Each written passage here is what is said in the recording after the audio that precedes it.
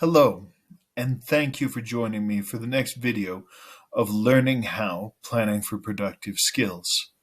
So in our previous video, we were introduced to the ECRIF process for looking at learning, and today we're going to go into that in a little bit more detail by beginning to look specifically at the first stages of ECRIF, the encounter and clarify stages. So let me share my screen here. So if you recall, for the purposes of this workshop and a lot of our work, we divided the 5 elements of ECRIF: encounter and clarify, remember and internalize, and fluently use, into 3 parts.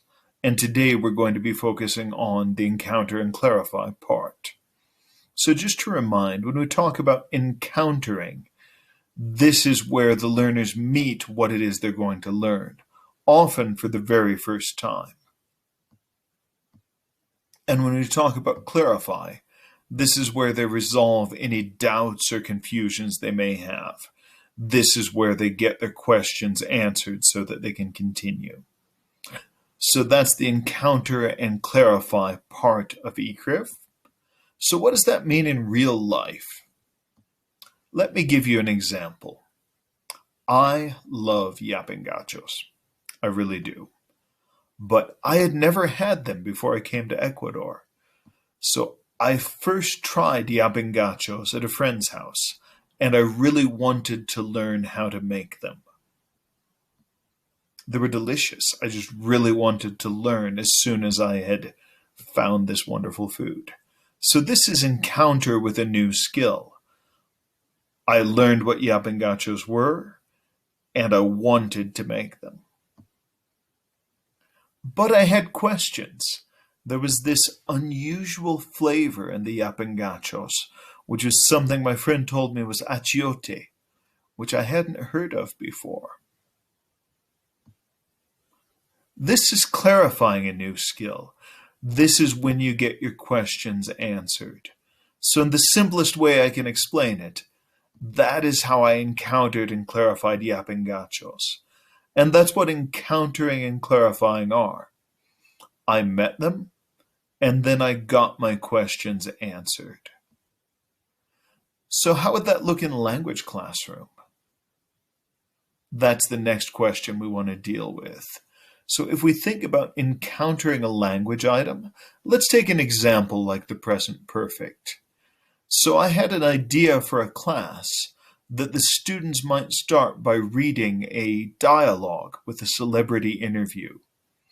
And then the teacher could call their attention to the verbs and then give an explanation of the present perfect tense. And then with just a few questions to check understanding, that could be both encounter and clarify.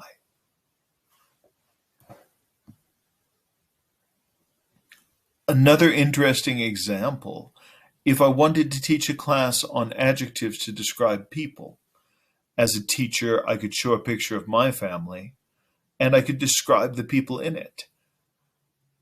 And then I could have the students produce words to describe people, and we could make a list in Jamboard if we're online, or we could have them make a list on the whiteboard if we're in a regular classroom. And then either their peers or I, the teacher, could clarify any words they don't understand for them. So that's an example of using the encounter and clarify to create the first stages of a class about adjectives to describe people.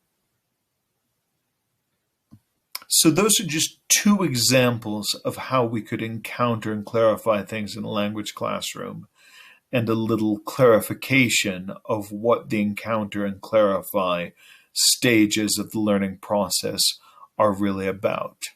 So I want to thank you for joining me for this video. And as you look below into the discussion forum, you can start sharing ideas for how students can encounter and clarify things in the classroom.